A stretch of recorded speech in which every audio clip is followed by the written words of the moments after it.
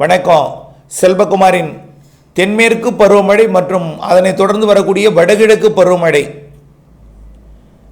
2026 பிப்ரவரி வரை எப்படி இருக்கும்? இந்த அறிக்கை ஏற்கனவே பதிவு செய்யப்பட்டிருந்தாலும் மேலும் மெருகூட்டப்பட்டு கூடுதல் தகவல்களுடன் பதிவு செய்யப்படுகிறது. நிறைய விவசாயிகள் கேட்காமல் போடுங்கள் என்று கேட்டுக்கொண்டதன் அடிப்படையில் போடப்படுகிறது. அதிகாரப்பூர்வ வானிலை அறிக்கைக்கும் இந்திய வானிலை ஆராய்ச்சித்துறை அறிக்கையை பார்க்கவும். 2025 ஆகஸ்ட் 11 திங்கட்கிழமை அதிகாலை நிலவர பதிவு.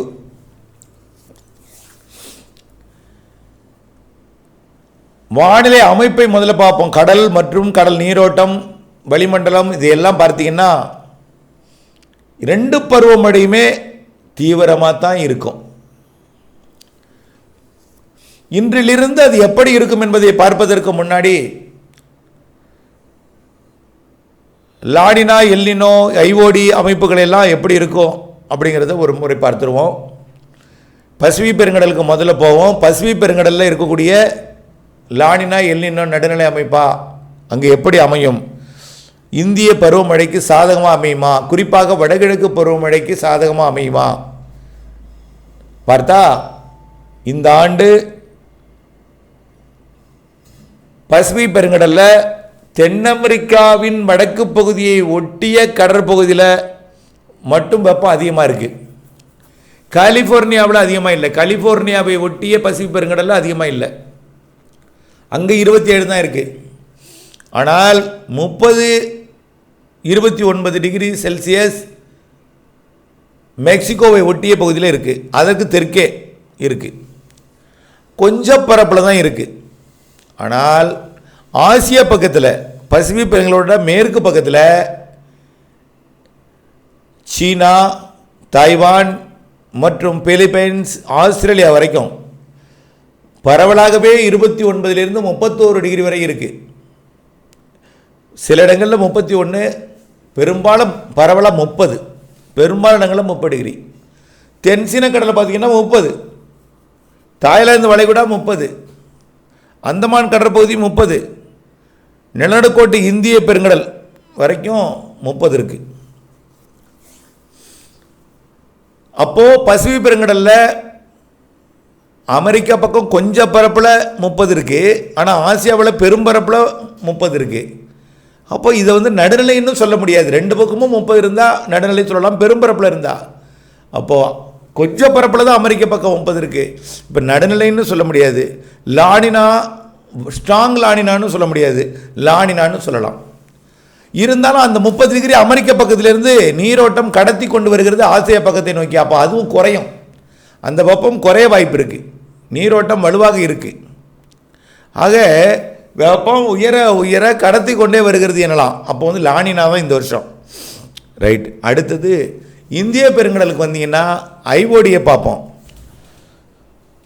சோமாலியாவை ஒட்டிய நிலநடுக்கோட்டு இந்திய பெருங்கடல் வெப்பம் குறைஞ்சிருக்கு. சுமத்ரா தீவை ஒட்டிய நிலநடுக்கோட்டு இந்திய பெருங்கடல் வெப்பம் அதிகரிச்சிருக்கு. மாலத்தீவிலிருந்து சுமத்ரா தீவு வரைக்கும் வெப்பம் அதிகரித்திருக்கு. காரணம், சோமாலிய பகுதியிலிருந்து வெப்ப நீரோட்டம் வெப்பத்தை இலங்கைக்கு தெற்கேயும் மாலத்தீவிலிருந்து சுமத்ரா தீவு வரைக்கும் உள்ள கடற்பகுதிக்கு கொண்டு ஏர்த்தது, வெப்பத்தை உயர்த்தது. அப்போது இலங்கைக்கும் தெற்கு அந்தமானுக்கு இடைப்பட்ட பகுதியிலையும் வெப்பத்தை உயர்த்தது. அங்கேயும் வலுவான நீரோட்டம். அப்போ இதிலேருந்து என்ன தெரியுது? நெகட்டிவ் ஐஓடியாக மாறப்போகுது. ஏற்கனவே இருந்த வெப்பம் இன்னும் கொஞ்சம் கூடுது. அப்போ நெகட்டிவ் ஐஓடியாக தான் தெரியுது. சரி, அப்போ எப்படி இருக்கும்?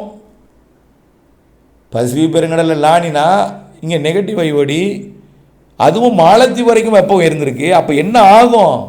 நிகழ்வுகளை உருவாக்கும் இடம் சாதகம், நிகழ்வுகள் வலுப்பெறும் இடம் சாதகம். இலங்கை ஒட்டிய கடற்பகுதியில் உருவாகிற வெப்பம் அதிகமாக இருக்கிறதுனால தமிழ்நாட்டுக்கு நிகழ்வுகள் சாதகம். நிகழ்வுகள் உருவாகி பெரும்பாலும் வடக்கு நோக்கி போகிறதை விட மேற்கு வடமேற்கு திசை நோக்கி வருவதற்கு தான் அதிக சாதகம். இதனால தான் செப்டம்பர்லேயே காற்று சுழற்சி வாய்ப்பு இருக்குதுன்னு சொல்லியிருக்கிறோம். செப்டம்பர்லேயே நிகழ்வு வாய்ப்பு இருக்குது. ஆந்திர பிரதேசம், தமிழ்நாட்டுக்கு தான் அந்த நிகழ்வு. இப்படி மியான்மருக்கோ மேற்கு வங்கத்துக்கோ போகிறதுக்கு வாய்ப்பு இல்லை. ஆனால் ஒரு முறை போனாலும் கொஞ்சம், இப்போ வெப்பம் இருக்கிறதுனால கொஞ்சம் போகலாம். ஒரு முறை ஒரு நிகழ்வு போயிட்டால் அதுக்கப்புறம் போகாது. பெரும்பாலும் நிகழ்வு உருவாகும் இடம் தெற்கு அந்தமான், சுமத்ரா, நிலநடுக்கோட்டை இந்திய பெருங்கடல், இலங்கைக்கு தென்கிழக்கே உள்ள பகுதியில் தான் நிகழ்வே அமையும் போல தெரியுது. பெரும்பாலான நிகழ்வு கிடைக்கிறது வரும், வந்து நேராக மேற்கு நோக்கியே வர வாய்ப்பு இருக்குது. அப்படிப்பட்ட அமைப்பாகத்தான் இருக்குது கடல் வெப்பம். அதனால் நிகழ்வுகளுக்கு சாதகமாக இருக்குது. நிகழ்வுகளால் மழைப்பொழிவு அதிகம் இருக்குது. தென்மேற்கு பருவமழையை நாம் ஏற்கனவே சொல்லியிருந்தோம். முன்கூட்டியே தொடங்கியது. அணைகளை ஜூன்லேயே நிரப்பியது.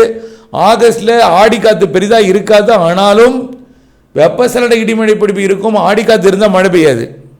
ஆக புழுக்கம் அதிகமாக இருந்தால் தான் மழை பெய்யும். வெப்பச்சலன இடிமழை இன்னும் பெய்து கொண்டிருக்கு. மேற்கு தொடர்ச்சி மலையில் தீவிரம் குறைஞ்சிருக்கு. அதுவும் சீரான வேகத்தில் இப்போ மறுபடியும் தீவிரம் மழை போகுது. இடைக்காலத்துலேயும் ஒரு அறிக்கை ஒன்று கொடுத்துருந்தோம். கொஞ்சம் மழை இருக்கும், சுத்தமாக இல்லாமல் இருக்காது, சீரான மழை இருக்கணும்னு சொல்லியிருந்தோம். இப்போ அந்த மழையெல்லாம் வரப்போகுது. இப்போ தமிழ்நாட்டில் பெய்து கொண்டிருக்கக்கூடிய மழை வடகடலோரத்துக்கு இன்னும் 3 நாள் நீடிக்க போகுது. உள் மாவட்ட பகுதிகளுக்கு நேற்றைய மழை பெரிய அளவில் வடகிழக்கு பருவமழை போலவே கொட்டி தீர்த்திருக்கிறது. நேற்றைக்கு வடகடலோரம் டெல்டாவெல்லாம் இப்படிப்பட்ட மழைப்பொழிவுக்கு செப்டம்பரில் மீண்டும் இருக்கிறது. காற்று சுழற்சி அதாவது சூரியனின் கொத்துக்கத்திரி தெற்கு நோக்கி திரும்பி வந்துட்டு இருக்கு. அதாவது ஆகஸ்ட் மாதம் 16ஆம் தேதி பழவேற்காட்டை தடாவை. இப்போ இன்னைக்கு எங்கே இருக்கோம்? ஆகஸ்ட் முன்ன 6 நாளில் பழவேற்காட்டை தொட போகுது. அப்போ 5 நாளில் அப்போ எங்கே இருக்கோம்? இன்றைக்கு விஜயவாடா மசூலிப்பட்டினத்துக்கு தெற்கே வந்துட்டு ஒங்கோல் மற்றும் அதனை தாண்டி கொண்டிருக்கு. அப்போது சூரியன் குத்துக்கத்திரி இனிமேல் தெற்கே வர வர வர நிகழ்வுகள், காற்று சுழற்சிகள்லாம் இலங்கை மற்றும் ஆந்திர பிரதேசம் இடைப்பட்ட வங்கக்கடல் பகுதிகளில் உருவாகும். காற்று சுழற்சிகள் உருவாகி அங்கே போகும். ஆந்திர பிரதேசத்துக்கு போனாலும் ஆந்திர பிரதேசம் தெலுங்கானா வழியாக கடப்பதற்கு தான் அதிக வாய்ப்பு. காற்று சுழற்சிகள் அடிக்கடி உருவாக வாய்ப்பு இருக்குது. சும்மா சாதாரணமாகவே காற்று சுழற்சி உருவாகி மழைப்பொழிவை கொடுப்பதற்கு செப்டம்பர் அக்டோபரில் நிறைய வாய்ப்பு இருக்குது. செப்டம்பர் 10 தேதியிலிருந்து 8ஆம் தேதியிலிருந்து நிறைய மழைப்பொழிவு இருக்குது. ஆகவே தென்மேற்கு பருவமழை காலம் நிறைவடைவதே அக்டோபர் மாதம் 14-15 தேதி ஆயிடும். பெய்து கொண்டிருக்கும் பொழுதே அப்படியே வடகிழக்கு பருவமழையாக மாறும். தென் மாநிலங்களுக்கு நிறைய மழை இருக்குது. ஆந்திர பிரதேசத்துக்கெல்லாம் நிறைய மழை இருக்குது. தெலுங்கானாவிற்கெல்லாம், கேரளாவிற்கும், அங்கே தமிழ்நாட்டிற்கும். ஆகவே நிகழ்வுகள், வளிமண்டல சுழற்சிகள் சாதகம் இருக்கிற காரணத்தினாலே செப்டம்பரில் நிறைய மழை இருக்குது. செப்டம்பர் 8லிருந்து அக்டோபர் 15 வரைக்கும். இப்போ இருக்கிறதுக்கு ஆகஸ்ட்டுக்கு தனியாக ஒரு அறிக்கை சமர்ப்பித்திருக்கிறேன். இருந்தாலும் அதை மீண்டும் ஒரு முறை சொல்கிறேன். இன்றைக்கி ஒரு நாள் டெல்டாவிற்கு மழை இருக்குது. இப்பொழுது பெய்து கொண்டிருக்கக்கூடிய மழை தாமதமாக விலகினாலும் வெளிச்சம் பெருசாக மீண்டும் மேகங்கள் கருக்கும், மழை இருக்கும். இன்றைக்கி ஒரு நாள் மழை இருக்குது. அதே நேரத்தில் நாளையிலிருந்து புதுச்சேரிக்கு வடக்கே மட்டும்தான், கடலூருக்கு வடக்கே மட்டும்தான் மழை. இப்படி 3 நாள் இருக்கும் அங்கே. ஆனால் குழப்பி கொண்டிருக்கும் டெல்டாவே. இப்படி தான் சொல்லியிருக்கோம். கேரளாவில் தென்மேற்கு பருவமழை, மேற்கு தொடர்ச்சி மலையில் தென்மேற்கு பருவமழை தீவிரமடைஞ்சிருக்கும். தொடர்ந்து இந்த மாத இறுதி வரை இருக்கும். 2 நாள் மட்டும் இடைவெளி கொடுக்கலாம். பிறகு அடுத்தடுத்த நிகழ்வு வரும். நிகழ்வு தீவிரமடைஞ்சு மகாராஷ்டிரா போகும்போது இடைவெளி கிடைக்கும். நிகழ்வு வங்கக்கடலேருந்து தீவிரமாக இருக்கும். இப்படி தான் அமையும். இப்படி செப்டம்பர் முதல் வாரத்தில் மீண்டும் வெப்பச்சலன இடிமழை பொழிவு இருக்கும். செப்டம்பர் 2வது வாரம் 8ஆம் தேதிக்கு மேலே நிறைய மழைப்பொழிவை கொடுக்கக்கூடிய வளிமண்டல சுழற்சிகள் இருக்கிறது. தென் மாநிலங்களுக்கே நிறைய மழைப்பொழிவை கொடுக்கும். நம்பர் 1 இடத்தையும் ஆந்திர பிரதேசம், தெலுங்கானா பிடிக்கும். ஆகவே அக்டோபர் மாதம் 15ஆம் தேதி வரைக்கும் இந்த வலுவான மழை இருக்குது, வலுவான நிகழ்வும் இருக்குது. ஆக தென்மேற்கு பருவமழை நிறைவடைய வரைக்கும் நல்ல வலுவான தென்மேற்கு பருவமழை இருக்குது. அடுத்தது அப்படியே தலைகிட வடகிழக்கு பருவமழையாக மாறும். காற்று பகுதி, கணவாய் பகுதிகளுக்கெல்லாம் செப்டம்பர் 8லிருந்து மழை இருக்குது, நிறைய மழை இருக்குது. அக்டோபர் 14ஆம் தேதி வரைக்கும். புள்ளி விவரம் செப்டம்பர் 30ஓட நிறைவடைஞ்சிடும் தென்மேற்கு பருவமழை புள்ளி விவரம். அதுக்கப்புறம் வடகிழக்கு பருவமழையாக புள்ளி விவரம் வரும். ஆனால் தென்மேற்கு பருவமழை அக்டோபர் 15 வரை தொடரும். அக்டோபர் 18 வடகிழக்கு பருவமழை. அக்டோபர் மாதம் இறுதி வரைக்கும் சீரான வடகிழக்கு பருவமழை. நவம்பரில் பிக்கப் ஆகும், இடைவெளியும் இருக்கும், சிஸ்டமும் வரும்பொழுது மழை ஸ்ட்ராங்காக இருக்கும்.